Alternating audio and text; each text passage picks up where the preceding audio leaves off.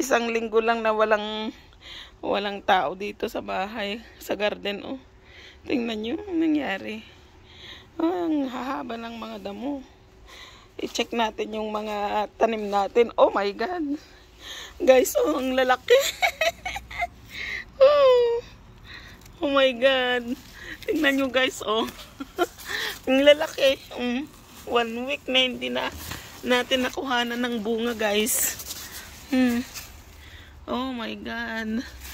Ang dami niyang bunga, guys, oh. Ang lalaki. Ayun. Oh my goodness. Oh, ito pa, guys, oh. Ang higante. Mga giant na patola. Ito pa, guys, oh. Oh, di ba, guys? Oh. Ay, nako, lalo na ito, guys, oh. Nalalaki siya. Ay, sus, ito na, oh. Parang ano na siya, upo sa laki, guys. Ganun.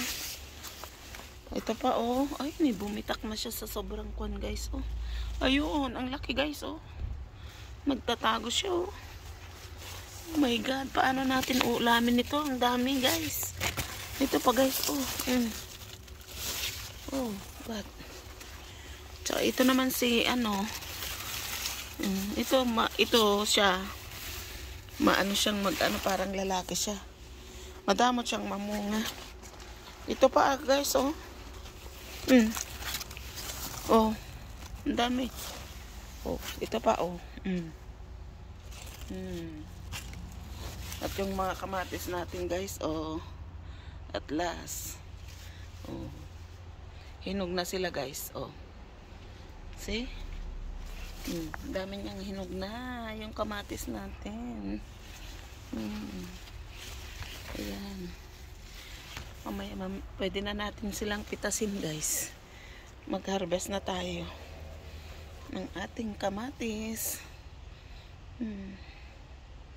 See? At yung beans natin, guys.